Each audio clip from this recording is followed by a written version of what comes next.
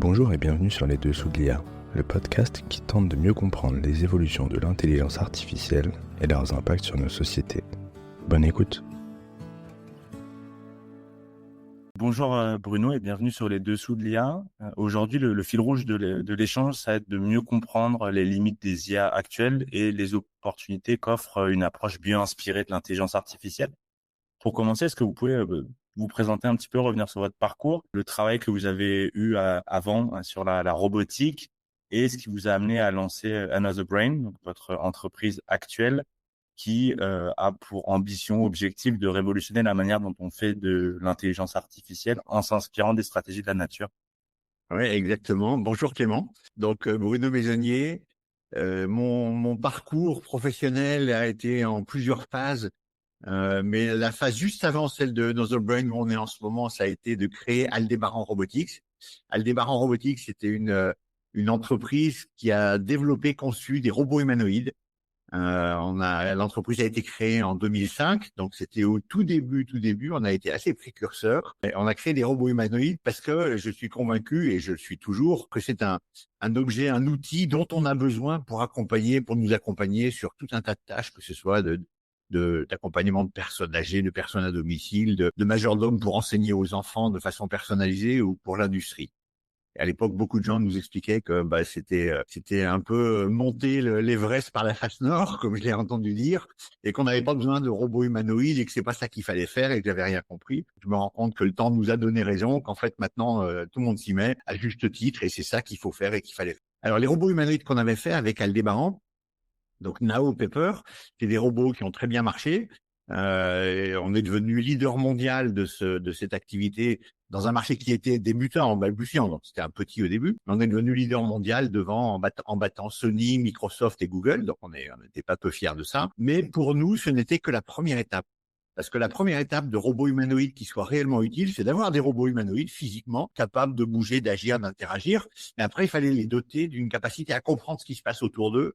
Sinon, ce ne sont que des automates programmés, ce qu'ils sont aujourd'hui. Donc, la deuxième étape, c'était de les doter d'une intelligence artificielle. À l'époque, on avait commencé à regarder un peu ce qui existait, comment ça marchait, l'intelligence artificielle. Et il y avait forcément, c'était les débuts du deep learning et il y avait plein de possibilités. Mais on a rapidement compris que ces possibilités avaient beau être géniales, ça offre plein de possibilités, vraiment, deep learning, LLM, mais qu'en fait, il y a zéro intelligence là-dedans. Or, pour des robots humanoïdes dans un environnement réel, on a besoin de véritable intelligence. Donc, il fallait inventer une intelligence, trouver une façon de faire une vraie intelligence. Donc, on a commencé à regarder, on a commencé à explorer, sachant qu'on n'avait pas de légitimité particulière. Moi, j'avais pas de légitimité particulière dans l'intelligence artificielle, dans les neurosciences. Mais en fait, on a trouvé qu'il y avait des approches possibles pour nous en faisant de la bio-inspiration, c'est-à-dire en regardant la façon dont fonctionnent les cerveaux de la nature, les cerveaux des mammifères, des humains et d'autres. Donc, en regardant et en s'en inspirant. Alors, au début, quand on se dit ça, on a l'impression qu'on se trompe de débat parce que comme on comprend rien à comment fonctionne le cerveau, comment s'inspirer d'un truc qu'on comprend pas pour essayer de faire. Sauf que c'est pas vrai. En fait, on sait beaucoup de choses et on comprend beaucoup de choses sur le fonctionnement du cerveau, de l'intelligence. On en sait beaucoup plus que ce qu'on croit. Depuis des prix Nobel de médecine qui expliquent la structure du cortex qui supporte l'intelligence en 81. Enfin, il y a longtemps même qu'il y a beaucoup de connaissances qui sont disponibles sur le cerveau. Et en fait, il y en a assez pour le faire. Voilà. Donc, c'est comme ça qu'on s'y est mis, c'est comme ça qu'on s'est attaqué et qu'on est rentré dans l'intelligence artificielle. Et justement, pour poursuivre sur ce sujet-là, vous avez publié un livre récemment donc, qui s'appelle Organic AI et dans lequel, alors je l'ai lu et c'est vrai que c'était assez touffu et technique. Et dedans, vous évoquez en fait, vous dites que l'intelligence c'est une propriété émergente d'un système multi-agent qui est constitué de parties de notre cortex. Alors je vais pas essayer de rentrer dans les aspects techniques parce que j'ai pas tout compris. Donc les U-colonnes. Et vous dites que c'est un système simplex, et ça, je pense que c'est un élément important dans l'approche que vous développez. Et vous évoquez aussi l'existence de ce que vous appelez un master algorithme, qui a été découvert en 1978, si je dis pas de bêtises, mais qui avait été laissé de côté parce qu'on se disait qu'en fait c'était trop simple et que ça permettait pas d'expliquer la façon dont fonctionnait l'intelligence. Est-ce que vous pouvez, dans des termes simples entre guillemets, expliquer un petit peu ces concepts et en quoi en fait ils sont centraux dans les travaux que vous menez pour ouvrir une nouvelle voie, on va dire, dans l'intelligence artificielle?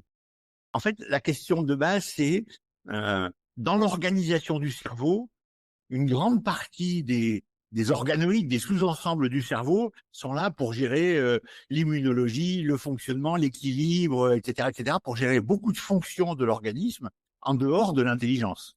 Et la partie de l'intelligence, ce qui fait l'intelligence, qui gère l'intelligence, essentiellement, hein, c'est pas très précis dans ce que je dis, mais grosso modo, c'est ce qu'on appelle les deux hémisphères, les deux gros hémisphères qu'on a et qui sont composés de ce qu'on appelle le cortex. Le cortex cérébral, c'est une espèce de toile cirée de 2 mm d'épaisseur, de 65 cm de diamètre, très souple, très flou, donc le terme toile cirée est pas très adapté, mais en gros c'est ça, et qui est froissé pour tenir dans le crâne, sinon ça tiendrait pas. Mais en gros, c'est cette espèce de toile cirée, qu'on appelle le cortex, qui fait l'essentiel des fonctions de l'intelligence. Et quand on regarde au microscope électronique comment est structuré et constitué ce cortex, qui forcément est rempli de neurones, en fait, on se rend compte que c'est pas du tout un gigantesque réseau de neurones, ce qui sous-entend le deep learning ou d'autres technologies d'IA. C'est pas du tout un gigantesque réseau de neurones, mais les neurones sont regroupés par petits paquets. Comme s'il y avait des petits agents, des petites colonnes. C'est des microcolonnes, c'est pas des U-colonnes, c'est des microcolonnes corticales, on appelle ça. Et ces microcolonnes, en gros, elles ont 100, 110 neurones chacune. Elles font 2 mm de long, et elles sont accolées, il y en a 200 millions qui sont accolées sur tout le cortex. Donc, en fait, le cortex, c'est-à-dire l'organe qui fait l'intelligence, l'essentiel de l'intelligence, ce n'est rien d'autre que 200 millions de microcolonnes côte à côte. Il y a que ça dans le cortex. Et ces microcolonnes, elles sont toutes pareilles. C'est pour ça qu'on fait le parallèle avec un système multi-agents. C'est comme si on avait 200 millions d'agents élémentaires, tous les mêmes, qui étaient côte à côte et qui faisaient de l'intelligence. On sait qu'ils sont tous les mêmes et qui fonctionnent tous pareils, parce que vous avez un endroit de cette toile cirée où arrive indirectement le nerf optique, la zone traite de la vision. Il y a un autre endroit où vous avez le nerf auditif qui arrive indirectement aussi, grosso modo, et ça traite de l'audition. Mais si vous prenez les deux nerfs sur des embryons de souris ou de furet, ça a été fait comme expérience, vous les croisez, c'est-à-dire que vous faites arriver le nerf optique sur la zone du cortex qui est censée traiter de l'audition et le nerf auditif sur la zone qui est censée traiter de la vision. Eh ben, ça marche parfaitement, il y a zéro changement, l'organisme se développe parfaitement, ça marche exactement pareil. En fait, on a des preuves, on a des éléments qui nous disent l'intelligence et toutes les fonctions d'intelligence sont faites par une espèce de structure individuelle qu'on a, un agent, on appelle une microcolonne, c'est 110 neurones connectés ensemble, il y en a 210 millions côte à côte, et il n'y a que ça, et c'est ça qui fait de l'intelligence. Et donc, c'est ça que j'appelle, on peut faire le parallèle avec une abeille dans un essaim d'abeilles, ou une fourmi ou un termite dans un ensemble de termites. C'est des agents individuels qui sont tous les mêmes, qui font tous la même chose, mais selon ce qu'on leur fait ingurgiter ou selon avec quoi on les alimente, ça donne des résultats différents. Et donc, c'est la fonction de cette espèce d'agent, c'est ça que j'appelle le master algorithme. Puisque c'est partout les mêmes agents qui font la même chose et qui fonctionnent pareil, en fait, c'est comme s'ils étaient porteurs d'une espèce d'algorithme, d'un super algorithme, enfin super algorithme avec 100, 110 neurones, hein, donc c'est quand même un petit algorithme assez réduit, mais qui est partout le même. Et cette espèce de master algorithme, en fait, c'est lui qui supporte toutes les fonctions de l'intelligence. Mais quand on comprend ça, alors la publication de la structuration du cortex en microcolonne corticale, c'est le prix Nobel de médecine en 1981. Et il y a eu d'autres prix Nobel autour de ça. Il y a eu d'autres explications sur le fonctionnement de ces microcolonnes. Donc, on sait beaucoup de choses là-dessus. Mais on n'a pas envie de le voir comme un système mécanique. J'en sais rien, je ne sais pas pourquoi. Enfin, j'ai des hypothèses, mais je ne sais pas vraiment pourquoi. En fait, on ne s'est pas vraiment servi de ces publications et de ces informations pour l'intelligence artificielle. Mais en fait, c'est comme ça que fonctionne le cerveau et que fonctionne l'intelligence.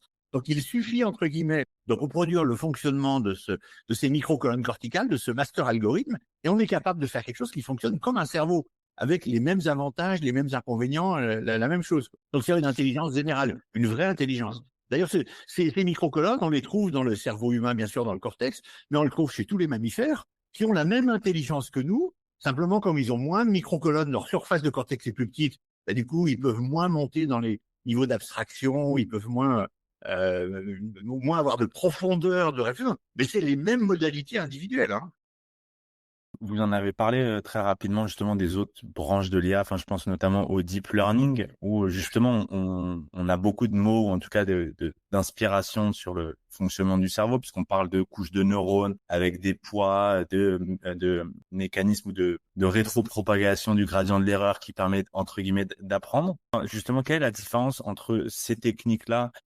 En tout cas, dans les mots qui sont utilisés, on a l'impression que c'est inspiré du fonctionnement du cerveau. On parle de neurones artificiels, on parle de toutes ces choses-là, et de la démarche que vous adoptez avec ce master algorithme. C'est une question très intéressante, mais il y a vraiment des différences fondamentales. La première, je suis désolé, correction votre honneur, mais la première, c'est que les neurones qu'on utilise artificiels dans le deep learning, etc., c'est une modélisation des neurones tels qu'on en voyait le fonctionnement il y a 50 ans. Mais on sait aujourd'hui que les neurones ne fonctionnent pas du tout comme ça. Donc en fait, on modélise les neurones tels qu'on avait imaginé leur fonctionnement il y a même plus de 50 ans. C'est ça qui est utilisé dans le deep learning. Mais les neurones ne fonctionnent pas comme ça. Les neurones, par exemple, n'envoient pas des impulsions qui dépendent de la somme des entrées. Enfin, on fait pas une addition avec des coefficients de la somme des entrées pour sortir. Non, le neurone, c'est un système qui décharge de temps en temps et qui envoie des impulsions. Et c'est la succession d'impulsions, la fréquence d'impulsion, des trains d'impulsion qui sont envoyés qui comptent. Donc c'est pas du tout basé sur des gradients et des sommes multipliées par des coefficients. Les neurones artificiels utilisés dans les deep learning dans ça ne fonctionnent pas du tout comme les neurones réels. Mais comme à l'époque on croyait, on a mis ce mot-là, etc. Mais en fait, ça n'a rien à voir. Il y a une deuxième différence qui est fondamentale, qui est à la fois plus facile et plus difficile à comprendre, c'est que le sous-jacent du deep learning, des LLM et de tout ça, c'est que le cerveau, l'intelligence, c'est une espèce de gigantesque réseau de neurones, comme une espèce de gigantesque plat de spaghettis avec tout un tas de neurones connectés ensemble et puis il faut calculer les coefficients, etc. Le modèle sur lequel nous on se base, qui est plus proche de ce que fait la nature, c'est qu'en fait le cerveau serait plutôt un réseau de colonnes corticales. La colonne corticale, c'est un truc dans lequel il y a 100 centineurones, donc qui est capable de faire beaucoup, beaucoup plus et autrement que ce que font les neurones. Et je vais faire un parallèle avec les PC. Un PC, c'est quoi? À l'intérieur, qu'est-ce qu'il y a? Il y a plein de circuits intégrés. Qu'est-ce qu'il y a dans les circuits intégrés? Il y a que des transistors. Donc en fait, on peut dire qu'un PC, c'est un réseau de transistors.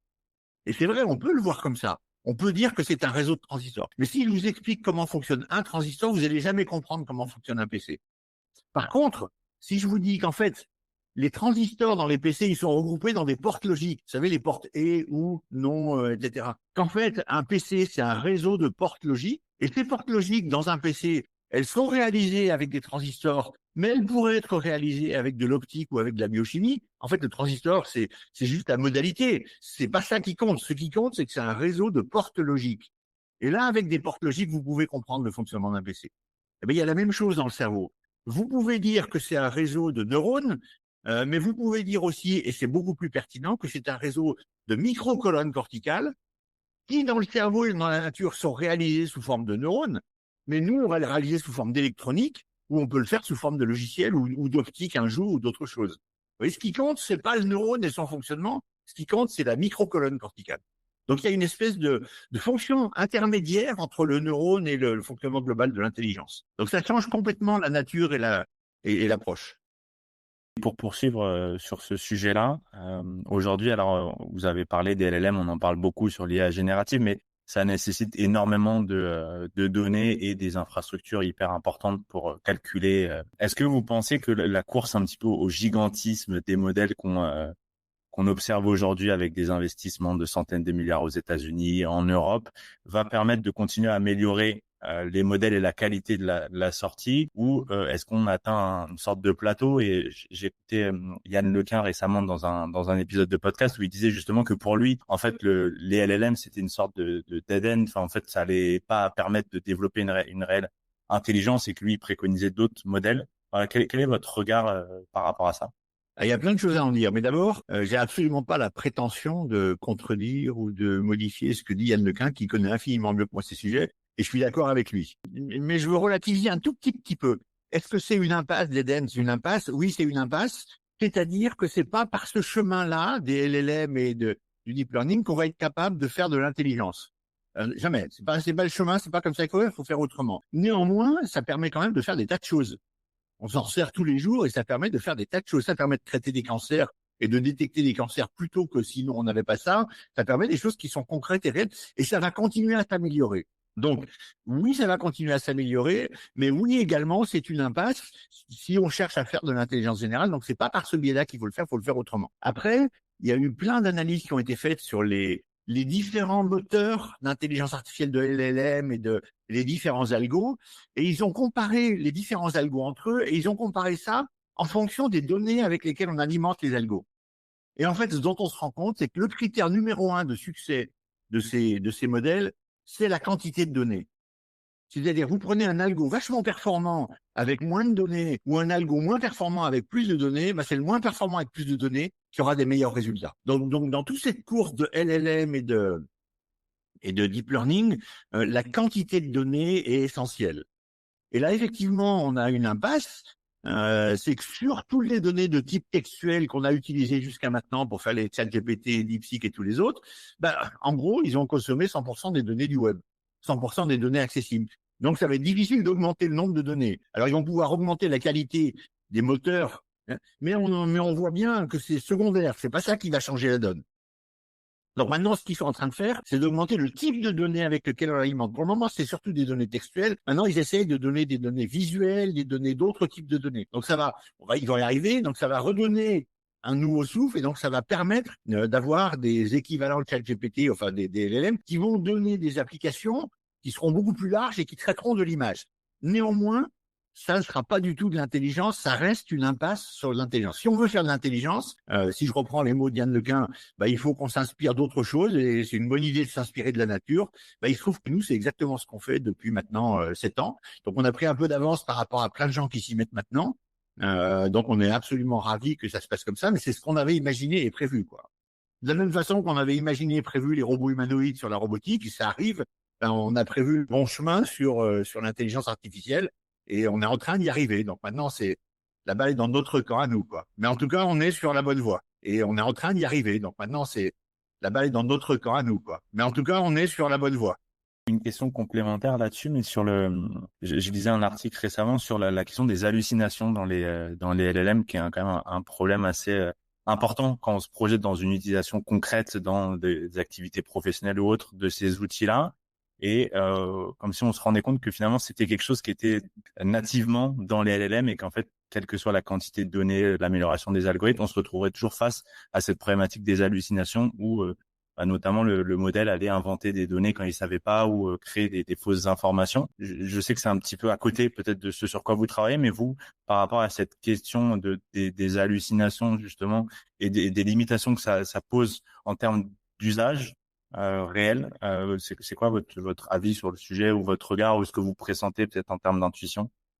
Alors d'abord, je pense que dans on va dire le monde des LLM, il y aura des tas d'améliorations dont certaines sont déjà en cours, avec des LLM multiples, dont certains LLM regardent ce que les autres disent et analysent pour savoir si c'est des hallucinations, etc. Donc il va y avoir des façons de minimiser ce nombre d'hallucinations, mais il existera encore. Et maintenant, si je prends du recul et que je me bascule dans notre approche à nous de l'organic AI, c'est-à-dire une intelligence qui fonctionne comme celle des cerveaux des mammifères, des animaux et des humains, vraiment comme ça, ben en fait, on va avoir le même genre d'hallucinations aussi. Mais c'est pas les mêmes que celles qui sont dans les LLM, mais c'est pour d'autres raisons. Et je vous donne un exemple. Quand vous regardez dans un nuage, on a tous joué à ça, vous pouvez voir des formes.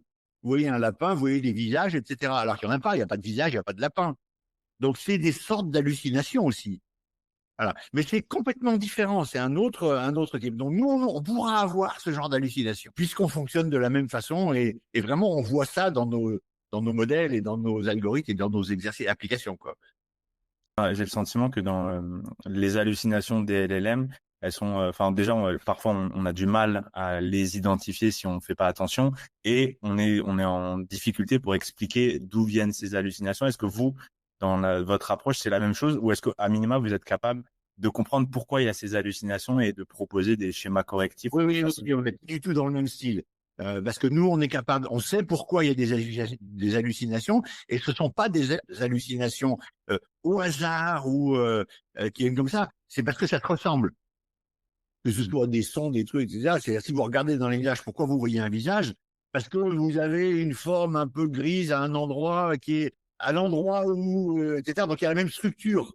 On trouve la même structure qu'un visage dans un nuage. C'est pas fait par des yeux, des bouches, mais c'est fait par des sous-parties du nuage. Voilà. Donc en fait, on comprend pourquoi. Et là, l'hallucination, elle vient pas de nulle part. L'hallucination, c'est en fait une ressemblance essentielle. Euh, et en fait, ça se base sur des mécanismes de la nature, parce que quand on était homme préhistorique et que vous étiez là et puis qu'il y avait des tas de choses qui bougeaient devant vous, parce qu'il y a des herbes qui bougent, des arbres qui bougent, si tout d'un coup vous voyez un prédateur ou un truc qui ressemble à un visage, vous aviez intérêt à être hyper réactif pour pas vous faire bouffer. Et donc hyper réactif, ça veut dire que la nature nous a doté de capacité à détecter au plus vite quelque chose qui ressemble à un visage et qui pourrait être une menace potentielle, même si c'en est pas un. Au moins, ben ok, c'est pas grave, c'est pas un visage, mais en tout cas, on a été alerté. Donc en fait, c'est la ressemblance structurelle des éléments qui nous amènera quelques types d'hallucinations, mais c'est ce genre d'hallucinations là qu'on aura. C'est pas des choses qui sont inventées, qui viennent de nulle part. Et Vous en avez parlé tout à l'heure dans votre passage de la robotique humanoïde à l'intelligence artificielle, où vous disiez, une fois qu'on a des robots fonctionnels, alors je reformule, mais l'enjeu, c'est de se dire comment on a un algorithme, une intelligence artificielle qui est capable de comprendre le monde et de travailler à partir de ça. Et dans l'ouvrage que vous venez de publier, vous expliquez que l'intelligence, et j'aimais bien le terme, c'est un gestionnaire de schéma tactique, justement, qui permet d'interpréter l'environnement et de s'y adapter. Concrètement, comment l'IA que vous développez, qui est bio-inspirée, prend-elle les décisions et justement utilise ces schémas tactiques ou s'inspire de ces schémas tactiques pour prendre des décisions et envisager son environnement? c'est passionnant, c'est fascinant comme sujet. Mais donc je vais vous dire, mais juste avant, je veux revenir un tout petit peu sur ce que vous disiez sur la robotique humanoïde. On est dans un monde très numérique, très digital. En tout cas, c'est l'impression de beaucoup de gens. Et donc la robotique, la problématique de la robotique, c'est une problématique de logiciel et d'IA. Je veux relativiser ça. C'est pas du tout vrai. On est dans un monde qui est d'abord physique, qui est d'abord concret, qui est d'abord tangible. C'est-à-dire si je laisse tomber un verre, il va tomber, il va se casser. Et la problématique de la robotique, humanoïde ou pas humanoïde, c'est les robots physiques. Là, le premier défi et le plus grand défi, c'est les robots physiques. C'est pas d'abord la partie intelligence. Bien sûr qu'elle est importante, bien sûr qu'il faut, mais il faut pas se tromper de choses. Donc le premier sujet, c'est d'avoir un robot. Je ne sais pas si ça vous est déjà arrivé de serrer la main à un robot. C'est tout sauf naturel et agréable. Et donc il y a plein d'éléments comme ça qui font que le monde physique il est complexe, il est dur, bon. Je bascule de l'autre côté. En fait, que semble faire le cerveau et qui est un peu la base de ça, ce que j'ai appelé les schémas tactiques, c'est de gérer des séquences de trucs. Par exemple, on est là en train de discuter et puis derrière nous, il y a quelqu'un qui passe ou sur le côté, il y a quelqu'un qui passe, on fait pas attention, il passe, ou par la fenêtre, il y a un oiseau qui vole. Nous, on n'y fait même pas attention parce qu'on est en train de discuter, on est concentré. Mais notre cerveau, il a perçu qu'il y avait quelque chose qui se passait. Il a vu que ça avançait, ça bougeait d'un certain type, un certain type de mouvement. Donc, il a vu une séquence de mouvements, une séquence d'objets. Et lui, quand il voit une séquence comme ça, la première chose qu'il fait, il va regarder s'il n'a pas déjà vu ou perçu une séquence équivalente. Et s'il voit une séquence qui ressemble à ça, donc qu'il a enregistré, en fait, il va chercher ce qui se passe après, l'étape d'après dans la séquence enregistrée. Il compare l'étape d'après de la séquence enregistrée avec ce qui se passe. Et si c'est la même chose, c'est bon, c'est un non-événement, on connaît déjà. Voilà. Mais si on était en train de parler et que tout d'un coup, l'oiseau par la fenêtre disparaissait, notre attention serait attirée immédiatement en disant il s'est passé quelque chose. Et en fait, le cerveau, tout se passe comme s'il ne faisait que ça et que c'était uniquement ça l'intelligence, gérer des séquences de trucs. Je prends un exemple parce que je l'ai mis dans le bouquin, mais je le trouve pas pertinent. On est en bagnole, on est en train de rouler à toute allure, et puis tout d'un coup, il y a un gamin qui déboule sur la droite et puis qui vient traverser la route. Catastrophe, on voit ça, on pile sec, on freine, on se serre au volant, on se cramponne au volant pour pas être projeté dans le pare-brise, et puis c'est bon, on évite le gamin. Globalement, on a mis un dixième de seconde pour réagir. Or, les neurones, eux, ils traduisent leur information en 5 millisecondes. Allez, au maximum, ceux qui vont le plus vite, en 1 milliseconde. Ça veut dire que pendant le dixième de seconde qu'on a mis pour réagir, ça veut dire voir ce qui se passe, le comprendre choisir la réaction et la déclencher. Hein, donc, il y a un certain nombre de choses. En fait, on peut avoir entre 20 et 100 neurones qui se sont alimentés à la suite. On n'a pas plus de 20 à une centaine, une petite centaine de neurones de suite. Pas plus que ça. Mais en 100 pas de programme avec un langage élémentaire, on n'est même pas sur des langages de haut niveau, là, dans ce que font les neurones. Alors, en 100 pas de programme avec un langage élémentaire en informatique, vous n'avez rien le temps de faire. Vous pouvez même pas afficher un caractère sur un écran. Encore moins calculer la situation, anticiper, etc. Donc, en fait, c'est pas comme ça que ça marche. Et la façon dont ça marche, c'est que on a déjà enregistré dans notre cerveau, quand on conduisait, parce qu'on a appris à conduire, donc ça a pris du temps, et petit à petit, ça s'est engrammé, engrainé, incarné dans notre cerveau. On a déjà vu des séquences où on conduisait, où on avançait, on voyait un truc qui arrivait devant, et on voit bien quand on freine le temps qu'on met pour freiner. Ce qui fait que notre cerveau, quand il a vu arriver le gamin, il a immédiatement cherché s'il avait déjà ce genre de séquence d'événements enregistrés. Il en a trouvé. Il a vu que l'étape d'après, dans ces séquences-là, ça allait être un choc. Donc le cerveau, il passe son temps à faire des prévisions. Ça, tout le monde le sait. Il fait des prévisions. Mais il fait pas des prévisions en les calculant. Il calcule rien. Il va juste rechercher s'il a déjà vu ça. C'est beaucoup plus rapide, ça. Et donc, il voit. Et quand il voit ça, il dit, il y a un choc, il faut que je l'évite. Comment je fais pour l'éviter? Est-ce que dans mes séquences d'action, c'est-à-dire la succession de muscles activés entre la jambe, la main, etc., est-ce que j'ai des séquences d'action qui ont amené la bagnole dans laquelle je suis à s'arrêter? Oui, j'en ai, parfait, vite, je déclenche cette séquence. Et donc, je ne fais que dérouler la séquence. Vous voyez ce que je veux dire? Donc, en fait, le principe de fonctionnement de l'intelligence, c'est juste une gestion de ces séquences de patterns que j'appelle les schémas tactiques. Alors, j'appelle le schéma tactique parce qu'en fait, on voit des configurations. On voit des zèbres à la télévision qui sont en train de brouter de l'herbe, un troupeau de zèbres. Et puis, on voit deux lionnes qui partent à droite, là, loin, loin, loin, en contournant le troupeau de zèbres pour pas les déranger. Puis tout d'un coup, on voit d'autres lionnes qui arrivent sur la gauche, assez proches du troupeau de zèbres et qui foncent vers le troupeau de zèbres. Et du coup, forcément, les zèbres, ils partent en courant de l'autre côté. Et puis, ils vont se faire niaquer par les lionnes qui sont qui étaient venues avant pour fermer les taux. Mais en fait, quand je vous dis ça, dès le début de l'histoire que je vous raconte, vous avez déjà enregistré ces schémas tactiques, donc vous savez ce qui va se passer. Parce que vous voyez que la première étape, c'est ça, la deuxième, c'est ça, la troisième étape, etc. Donc, en fait, la gestion des schémas tactiques, ça permet de réagir à des situations, petites situations ponctuelles du quotidien, comme des situations beaucoup plus grandes, à des niveaux de temporalité plus grande. En fait, l'intelligence, ça fait ça. Si on veut un système, il faut que je le dise comme ça, si on fait un système qui ne fait que faire des gestions de schémas tactiques ou de séquences, il fait que ça, en fait, il se comportera exactement comme un système intelligent. Donc, on peut dire que c'est ça, un système intelligent. On est assez loin de ce qu'on connaît dans le machine learning, le deep learning. Pas du tout, ça n'a rien à voir, oui. Parce que là, on est dans la compréhension des mécanismes, là.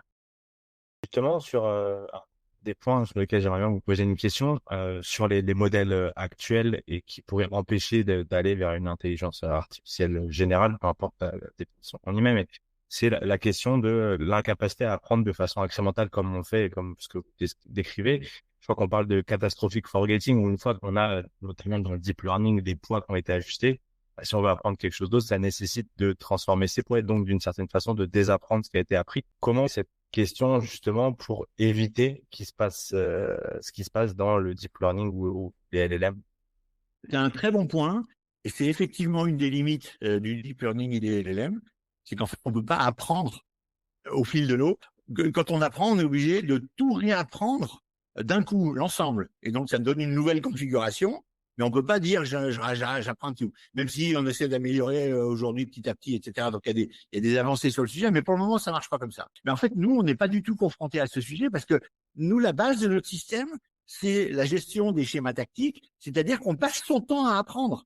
Un nouveau schéma tactique qui arrive, une nouvelle séquence de situations qui arrivent, on l'apprend. Donc, en fait, on passe son temps à apprendre des nouvelles séquences, à enregistrer des nouvelles séquences et aller les chercher. Donc, nous, c'est pas qu'on a trouvé une façon de régler le problème, c'est qu'en fait, on n'a jamais été confronté à ce problème. On n'est pas confronté à ce problème, quoi. Nous, on a de l'apprentissage incrémental. Donc, on passe son temps à apprendre en temps réel, en fonction de ce qui se passe, et ça se rajoute à tout ce qui avait été appris avant. Et ça affine même ce qui avait été appris avant. J'aimerais bien peut-être creuser un petit peu plus sur le travail que vous faites chez Another Brain et là où vous en êtes sur algorithme et sur votre modèle ou vos modèles d'intelligence artificielle. Est-ce que vous avez déjà des premiers cas d'usage? J'ai lu un article où vous disiez que vous visiez un démonstrateur cette année. Justement, un peu, vous en êtes, c'est quoi les premiers pas ou les premières réalisations que vous avez? Et qu'est-ce qui fera que vous serez content finalement d'avoir réussi quelque chose? C'est quoi un peu vos critères de satisfaction par rapport à ce que vous avez lancé cette année? Oui, c'est une très très bonne question parce que le sujet est ample et on va avoir beaucoup de sujets à assembler. Voilà, je vais dire comme ça, de sujets à assembler pour réussir à avoir notre intelligence globale. Donc, ce qui nous importe, c'est d'avoir un peu la colonne vertébrale de notre système, qui va nous prouver que à nous et puis à tous les autres, qu'en fait notre approche est la bonne et elle est valable. Et donc dans cette colonne vertébrale de notre système, on va mettre deux choses. On va mettre d'abord de la multimodalité et ensuite on va mettre de l'apprentissage temps réel. C'est-à-dire qu'on veut faire un démonstrateur avant l'été prochain, donc on est quelques mois maintenant, on veut faire un démonstrateur qui va montrer que le même système, exactement le même, avec les mêmes algos, le même principe, est capable de traiter, de reconnaître des séquences d'images, des choses qui se déroulent, etc., et des séquences de sons. Et donc de reconnaître des mots, d'être capable d'identifier si c'est un homme, une femme, etc. Avec le même système, pour montrer vraiment cette multimodalité et la généricité du module de base. Donc c'est basé sur les microcolonnes, hein, donc la généricité de notre master algorithme qui permet réellement de traiter n'importe quel type de modalité, que ce soit le toucher, que ce soit la vision, le son, l'olfaction, le goût, etc.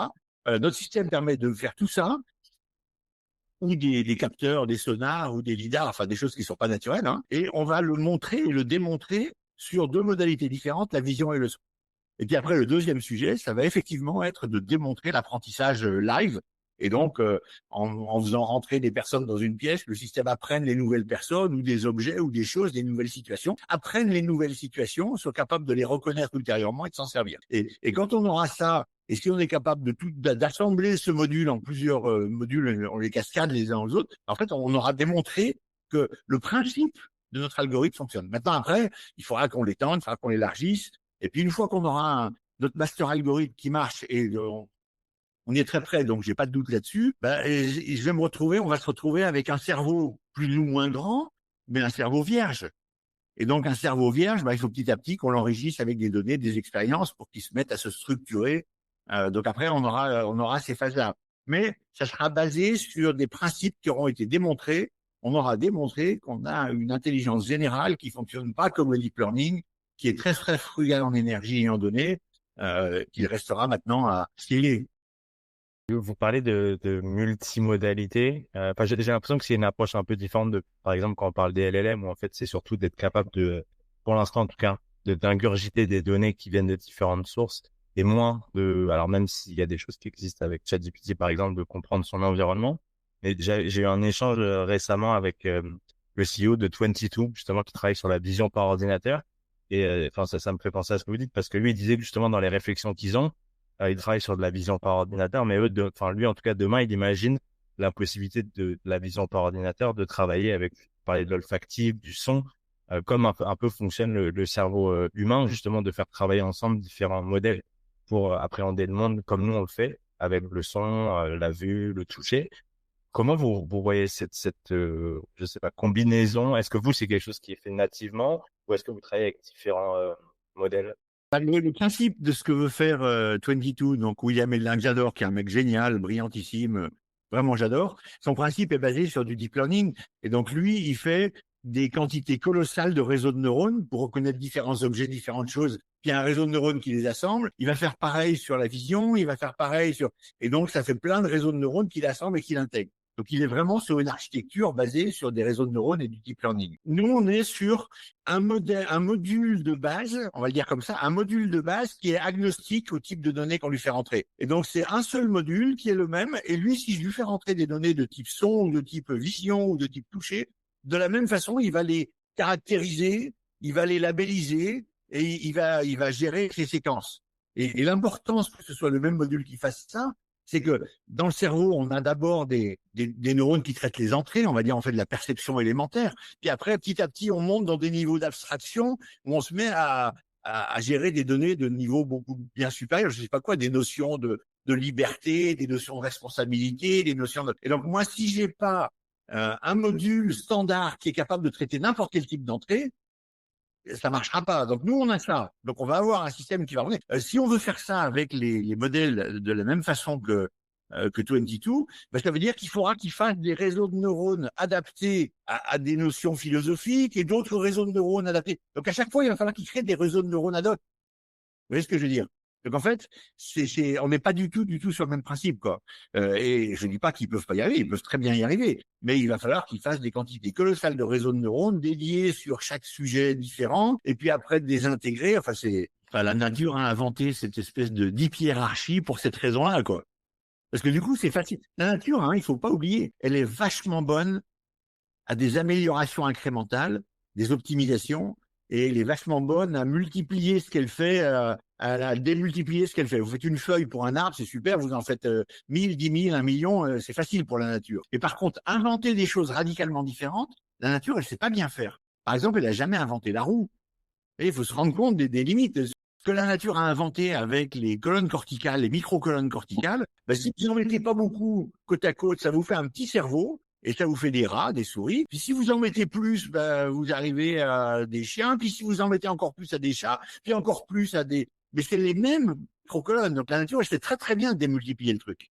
Alors, elle donne pas ça à tout le monde, à tous les animaux, parce que le cerveau, c'est l'organe du corps humain qui consomme le plus d'énergie.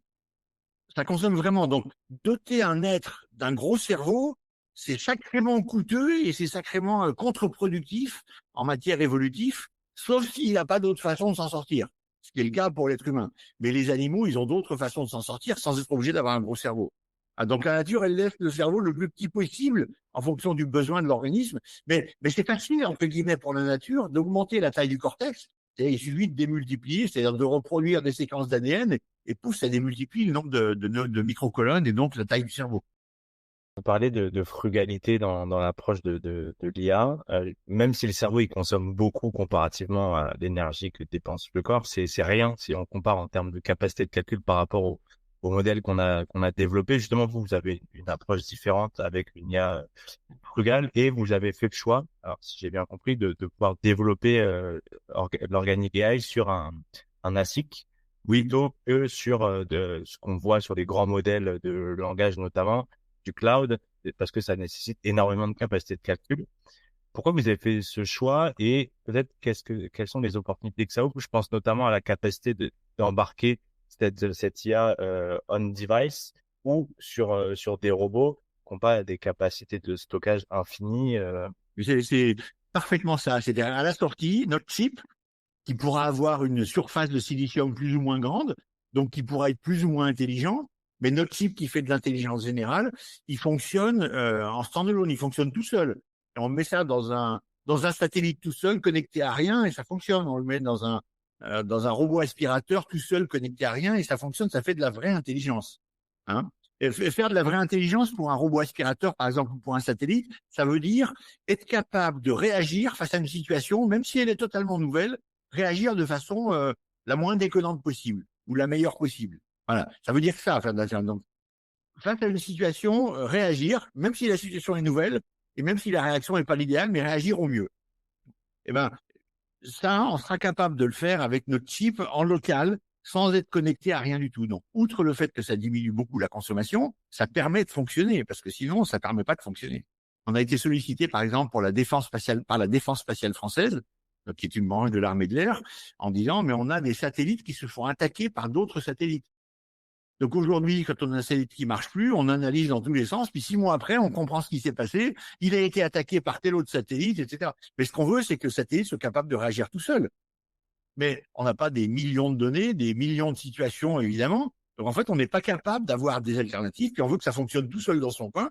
Donc tout seul, il faut qu'il comprenne. Donc on a ça sur la voie de développement de notre chip. On permettra ça quand il sera prêt.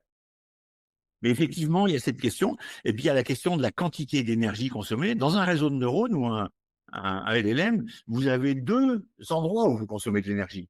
Au moment où vous faites tourner votre réseau de neurones, et là, vous utilisez des chips NVIDIA qui consomment 25 watts, par exemple, pour faire tourner votre réseau de neurones pour avoir votre réponse. Mais ce réseau de neurones, il a fallu le construire, il a fallu l'élaborer avant. Et donc, il y a une phase avant de création du réseau de neurones qui, elle, consomme des centaines de kilowatts, des mégawatts. Donc, vous avez une phase en mégawatts, puis une phase qui consomme 25 watts pour faire tourner un réseau de neurones. Et si vous voulez en faire tourner 1000, vous imaginez ce qu'il vous faut. Nous, on est sur un chip qui fait l'ensemble et qui fait ça avec une fraction de watts, genre 0,5 watts. Avec 0,5 watts, il va faire tout ça. Et si je vous dis ça, c'est pas du demain en rase gratis, c'est que dans le passé, on en a déjà fait qu'il y avait des bribes de notre technologie, il n'y avait pas tout, mais qu'il y avait des bouts de notre technologie et qui consommaient 0,1 watt. Donc on a des références, on a de l'historique dans ce qu'on a fait. Donc on peut parler en connaissance de cause. En vous écoutant, puis en découvrant un peu plus ce sur quoi vous travaillez, il y a un côté quand même assez révolutionnaire dans la technologie développée, notamment en termes de capacité à faire, mais aussi de consommation énergétique. Quand on voit des entreprises comme Microsoft ou autres qui privatisent des centrales nucléaires pour faire tourner leur modèle. Et en LLM notamment, il y a beaucoup de sujets autour de l'open source, où on met à disposition des modèles. Enfin, et vous avez un gros enjeu, j'imagine, de propriété intellectuelle dans cette phase de développement. Quel est votre regard là-dessus? Est-ce que vous vous dites, nous, on a quelque chose de propriétaire et de toute façon, ça le restera toujours? Ou est-ce qu'il y a des réflexions autour d'open sourcer certaines choses que vous devrez faire en vous disant, c'est un don, entre guillemets, qu'on fait à l'humanité parce qu'on a réussi à développer un modèle qui permet vraiment de mimiquer l'intelligence et qui est beaucoup plus économe, frugal en énergie? Je ne vais pas avoir de réponse à vous offrir maintenant parce que je ne sais pas. J'aime beaucoup le côté apporter à tout le monde. J'aime beaucoup ce côté open source là. Donc dans le principe, dans le concept, je suis pas du tout opposé à ça. Maintenant, nous, on n'est pas un labo de recherche financé par des fonds publics. On peut dire, un labo de recherche privée. On est une start-up et nous, il faut qu'on vive, il faut qu'on survive. Donc il y a un moment, il faut qu'on développe.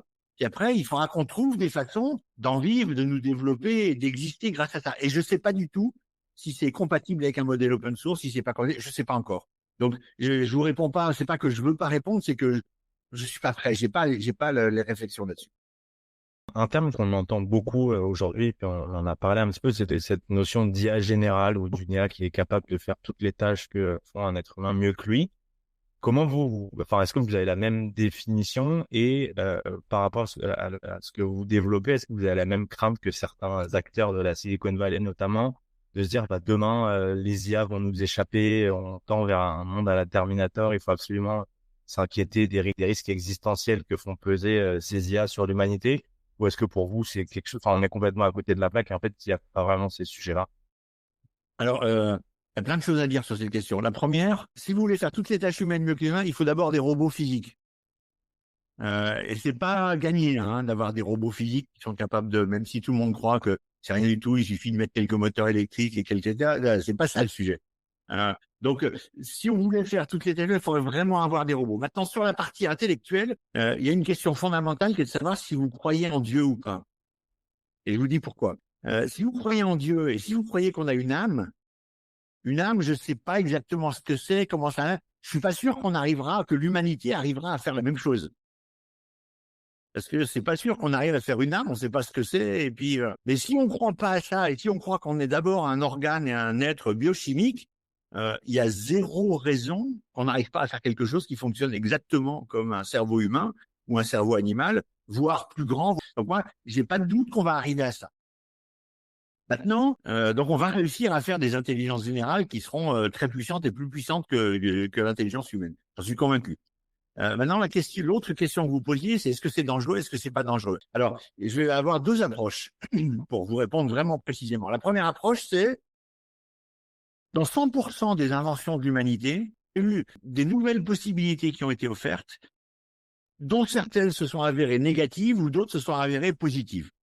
On peut parler du feu, l'invention du feu, on peut parler de la vapeur, on peut parler du nucléaire, de l'électricité, des voitures, des avions, enfin de tout. Il y a des conséquences négatives, des conséquences positives. Les conséquences négatives, c'est parfois parce qu'on maîtrise pas bien le truc, parfois parce qu'il y a des gens qui veulent s'en servir à mauvais escient, ça existe aussi. Voilà. Mais en fait, ce que l'humanité a toujours su faire dans son histoire, toujours, c'est réglementer, contraindre, limiter, encadrer, pour minimiser les conséquences négatives et tirer beaucoup plus de positifs. On a tiré beaucoup plus de positifs du feu que de négatifs. On a tiré beaucoup plus de positifs de l'électricité, du nucléaire, que de négatifs. Donc voilà. Et maintenant, quand je dis ça, il va se passer la même chose avec la robotique, avec l'Internet, avec l'intelligence artificielle, demain avec l'ingénierie génétique. C'est-à-dire, il y aura des problèmes, il y aura des catastrophes, il y aura des drames. Et je suis certain qu'il y aura des drames. Il faut essayer de réagir le plus vite possible, mais il y aura des drames. Et il y aura aussi énormément de choses positives qui en découleront. Et donc la question, c'est, il faut encadrer, bien sûr, pour minimiser les drames et pour maximiser le positif. Il faut faire attention de ne pas encadrer trop tôt, parce que si on encadre trop tôt, principe de précaution, en fait, on va couper le positif aussi, qui peut être bien supérieur. On l'a vécu en France avec tous les travaux et toutes les recherches sur les cellules souches. Principe de précaution, nous, on n'a pas fait, mais tous les autres ont fait, ils ont avancé et ils ont tiré du bénéfice qu'on en a pas tiré nous. Donc voilà, il faut faire attention, c'est des sujets touchy. Mais je vais pas jouer au journaliste qui veut des réponses par oui ou par non. C'est ni oui ni non, c'est-à-dire oui, il y aura des problèmes et ils vont arriver. Et il faudra qu'on soit hyper réactif pour les limiter, les encadrer, sans jeter le bébé avec l'eau du bain. Donc moi, c'est un peu ça que je voudrais répondre sur ce sujet-là.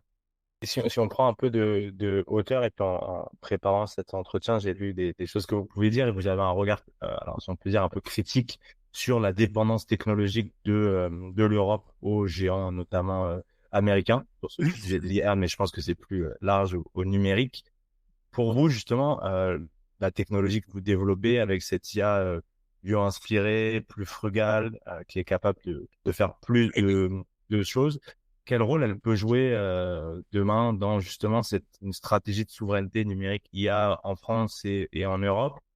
Et si je rajoute une question par-dessus, selon vous, quelles seraient les 2-3 grandes actions qu'on pourrait ou qu'on devrait mener au niveau français ou européen pour justement augmenter, alors on peut pas être souverain à 100%, mais augmenter cette part de souveraineté ou en tout cas diminuer la dépendance qu'on a à des acteurs américains, chinois, surtout quand on voit par exemple avec la présidence Trump à quel point il y a une brutalité qui se réinstaure dans les relations et demain on peut imaginer être coupé de certains accès à des technologies qui pourraient poser des gros problèmes de sécurité nationale ou de capacité à faire des choses hyper basiques. Alors d'abord, le problème, la question de la souveraineté sur les technologies un peu clés et essentielles et majeures. C'est absolument indispensable que l'Europe soit souveraine sur l'aviation, sur l'automobile, sur l'énergie. Il y a des technologies ou des domaines sur lesquels il est absolument indispensable d'être souverain. Sinon, on va se faire écraser et piétiner par les autres. Tout le monde voit maintenant que le monde est une jungle. Voilà. Jusqu'à présent, en Europe, sur les 50 dernières années, il y avait un certain nombre de gens qui avaient une tendance à être un peu bisounours. Tout le monde il est beau, tout le monde il est gentil. C'était du passé, on n'est plus des barbares, etc. Eh ben, fuck, pas du tout. Le monde est une jungle. Et si nous, on se met pas en situation de survivre, eh ben, on survivra pas. On sera piétiné par les autres. Et l'IA, évidemment, fait partie de ces technologies sur lesquelles il est absolument indispensable d'être souverain. Enfin, on prend toujours des exemples d'usages actuels de l'IA, mais d'abord sur les usages militaires de l'IA ou les usages par les satellites pour se protéger, se défendre, savoir ce qui se passe à l'extérieur. Mais si on est aveugle ou si on est incapable de se protéger parce que les autres ont des armes pilotées à l'IA qu'on n'a pas, donc elles seront plus puissantes et plus précises, on se fait avoir dès le début. Mais même sur des questions beaucoup plus simples. Maintenant, ça nous arrive à tous de poser des questions, de faire des recherches, etc., de poser des questions à ChatGPT ou à des LLM ou à d'autres, quoi. Parce que c'est une bonne façon de faire des recherches sur Internet et d'avoir de l'info.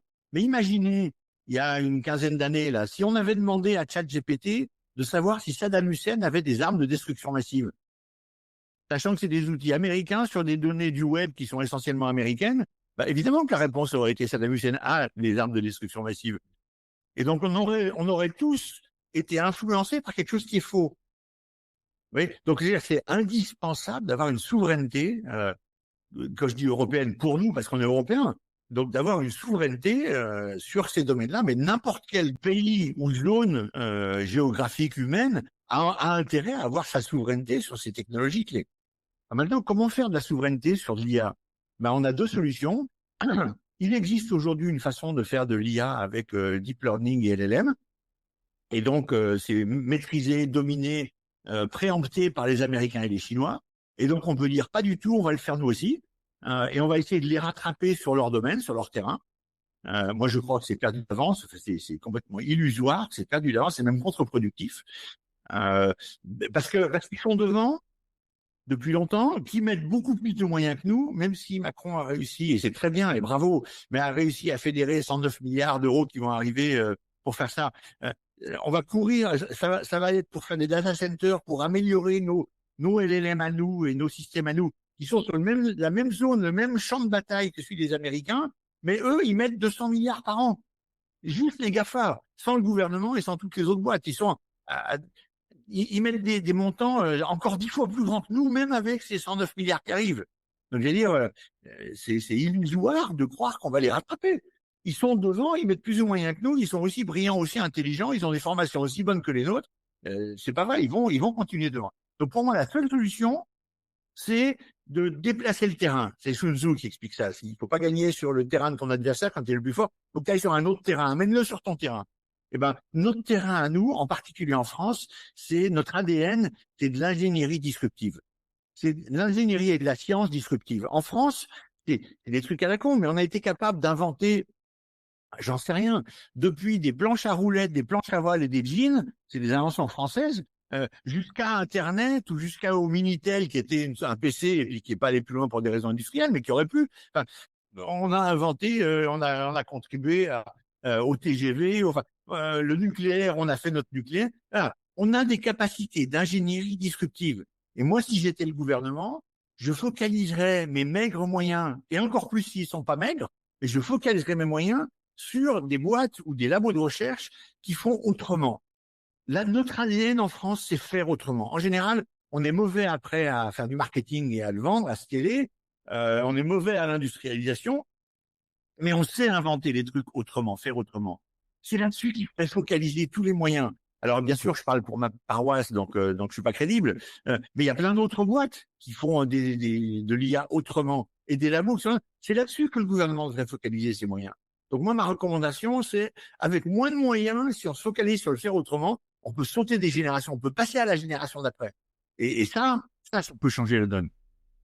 Une deuxième question sur ça, justement, vous disiez, on a cette capacité à penser autrement, à déplacer le terrain de jeu.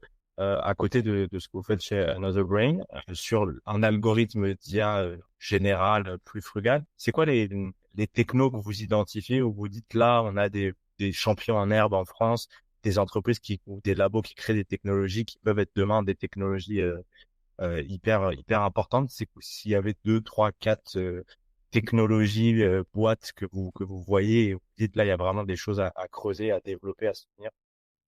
Alors d'abord, je vais vous mettre deux domaines du futur, mais qui sont du passé, pour bien illustrer ce que je veux dire. Le vaccin à ARN, les vaccins qui ont sauvé le monde du Covid, c'est des inventions françaises sur des brevets français. Donc voilà, c'est typiquement faire autrement, déplacer. C'est exactement ce qu'on a fait. Sauf que, comme d'habitude, on n'a pas été capable de garder ça, de soutenir, de rester chez nous. C'est parti. Le truc français est parti à l'étranger. Et donc, il n'a marché que parce qu'il est parti à Boston et en Allemagne. Mais c'est vrai aussi sur les ciseaux génétiques. Le CRISPR, le Cas9, là, vous connaissez ces sujets-là. Donc, l'ingénierie génétique, maintenant, les outils qu'on utilise sont des outils développés, inventés par des Français.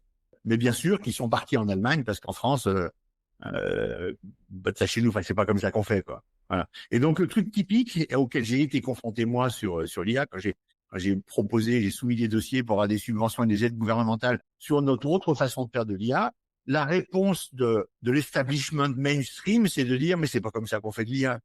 Tu vas pas y arriver. Comme on a dit à l'autre, c'est pas comme ça qu'on fait des vaccins. Tu comprends rien, c'est pas de ça, les vaccins, c'est pas ARN, c'est pas comme ça que ça marche. Voilà. Et donc, en fait, on a une espèce d'establishment public qui, lui, est averse au risque et au pari, alors que l'ADN français, lui, c'est l'inverse. Il est capable de prendre des paris. Donc, moi, je pense que sur du nucléaire central, je pense que sur de la fusion nucléaire, il faudrait financer les startups et les laisser faire, et pas essayer de les encadrer. Je pense que sur l'ingénierie génétique, pour moi, l'ingénierie génétique, c'est un sujet dont on parle très peu, mais qui va changer le monde, révolutionner l'humanité. Mais là, avec le vrai mot. J'aime pas le terme révolutionner, d'habitude, même pour ce qu'on fait nous. Parce qu'une révolution, ça fait des morts. Donc moi, j'aime pas bien le terme révolution. Mais quand on va avoir les mécanismes pour faire des mutations génétiques. Mais moi, je vous parie que dans 20 ans, on se balade tous avec notre spray de rétrovirus qu'on va aller acheter dans les boutiques, là, comme les boutiques qui vendent des cigarettes électroniques. Je vois, il y aura des sprays. Et donc, il y en a une, c'est pour avoir les yeux bleus. Il y en a une, ce sera pour avoir les cheveux non noirs. Il y en a une, c'est pour... Et vous ferez votre spray qui vous changera tout votre ADN. Qui vous changera votre ADN. On aura ça. Et il y aura une transformation de l'humanité. Il y a des gens qui se mettront à ne plus être compatibles génétiquement parce qu'on aura trop changé notre ADN. Mais ça va arriver, hein. C'est-à-dire que les outils génétiques qui existent, c'est encore compliqué à mettre en œuvre, donc ça vient pas tout de suite. On commence à le faire et à l'explorer officiellement sur tout ce qui est maladie génétique des gamins pour essayer de les sauver dès le début. Et on a quelques pistes, mais un jour on va y arriver. Ça commence à être utilisé et ça a déjà été annoncé par les militaires qui vont vouloir booster leurs soldats pour qu'ils résistent mieux à la fatigue, au stress, qu'ils aient une acuité visuelle meilleure, etc. Donc là, quand les soldats s'y mettront, ça va faire des données en grande quantité. On va avoir de la masse. Du coup, les technologies vont être de plus en plus précises et réglées. Et après, ça sera grand public. Donc voilà, ça c'est un domaine qui va vraiment transformer l'humanité. J'en suis absolument convaincu, qui va nous aider à régler des tas de maladies. Et je pense que la France a des rôles à jouer là-dedans. On peut être un des leaders sur ce genre de sujet. Mais on peut être un leader, mais on peut aussi laisser passer le train. Parce qu'en fait, on est un peu champion du monde à ça, laisser passer les trains. Et c'est con, parce qu'on a tout l'ADN pour que les trains sortent de chez nous. On arrive sur la fin de notre échange. Je vais vous poser une question peut-être un peu plus prospective. Si on se projette à 10-15 ans, pour vous, à quoi ça ressemble le domaine de l'IA? Est-ce qu'on va tendre encore plus vers ce qu'on observe dans le numérique, vers une accumulation des pouvoirs, des capacités, des connaissances sur certains acteurs privés qui vont dominer le marché? Ou est-ce que il y a peut-être plein d'autres possibilités? Est-ce que des acteurs comme Another Brain ou des plus petites structures vont pouvoir développer des stratégies différentes, avoir de la diversité, de l'open source? Voilà. Comment vous voyez un peu l'avenir de l'IA? Alors, c'est une grande question, mais peut-être quelles sont vos intuitions par rapport à ça, sur ce projet à 10-15 ans? Vous l'avez bien dit, j'ai eu aucune légitimité à avoir un point de vue éclairé sur cette question-là, hein. Donc c'est juste mon bon sens et mes réactions personnelles. Moi, je vois bien une succession de phases. Parce que dans l'IA, il y a deux choses, comme sur le reste, mais il y a deux choses. Il y a les moteurs d'IA, et puis après, il y a utiliser ces moteurs pour développer des tas de choses. Une fois qu'on a des LLM qui marchent bien, ce qui est le cas, ben on est capable de les utiliser pour faire des traducteurs automatiques, on est capable de les utiliser pour détecter des cancers, on est capable de... Et donc, la première phase, c'est-à-dire développer et maîtriser ces moteurs, c'est peu de compagnies qui sont là-dessus. Il y a beaucoup de labos, mais après, agréger tout ça et faire fonctionner, il y a peu de boîtes qui sont là-dessus et qui maîtrisent ça. Par contre, des boîtes qui sont sur la deuxième partie, c'est-à-dire utiliser, diffuser et transformer le monde en utilisant ces technologies, il y en a beaucoup et il y en aura toujours énormément. Donc la question, et je pense que ça va continuer indéfiniment, donc la question sur l'IA dans 10-15 ans, c'est est-ce qu'on continuera à avoir peu de boîtes qui vont maîtriser les moteurs ou est-ce qu'il y en a beaucoup? Non, cette technologie ne sera pas une technologie banalisée, c'est-à-dire vraiment maîtrisée, dominée. Tant qu'on aura une technologie qui avancera tous les 6 mois, toutes les semaines comme ça avance en ce moment, ou tous les mois comme ça avance en ce moment, ça suppose d'avoir des grands acteurs qui se focalisent dessus et qui améliorent. Et donc, je pense que tant qu'on sera dans cette phase-là, donc tant qu'on n'aura pas atteint une technologie assez mûre et assez stable, ça va être concentré entre les mains de quelques grands acteurs. Et donc, dans 10-15 ans, c'est à peu près là que va se passer le tournant, quoi, où ça sera suffisamment mûr pour que cette partie-là se mette aussi à se répartir. Un peu comme ça a été le cas sur les PC. Au début, il y avait juste IBM et Apple qui faisaient des PC. Et puis, petit à petit, les technologies sont diffusées, etc. Après, il y a eu plein de fournisseurs qui ont fait des PC. Puis après, c'est revenu et ça s'est reconcentré. Je pense que ça va être un peu pareil. Donc, pendant encore 10 ans, certainement, ça va être concentré entre les mains de peu d'acteurs qui vont faire avancer les moteurs d'IA. Et après, beaucoup d'acteurs qui vont les utiliser. Et d'ici 15 ans, 15-20 ans, ça va se passer là. Il y aura probablement une diffusion de cette partie-là qui sera beaucoup plus... Et le monde aura basculé sur les questions d'ingénierie génétique et de spatial et de conquête spatiale d'humains dans l'espace. Merci beaucoup, Bruno, d'avoir répondu à mes questions. J'espère à bientôt. À bientôt. Merci beaucoup. Merci pour ton intérêt. L'épisode est maintenant terminé. J'espère qu'il vous a plu. N'hésitez pas à le partager autour de vous et à vous abonner au podcast pour écouter les prochains épisodes. À bientôt.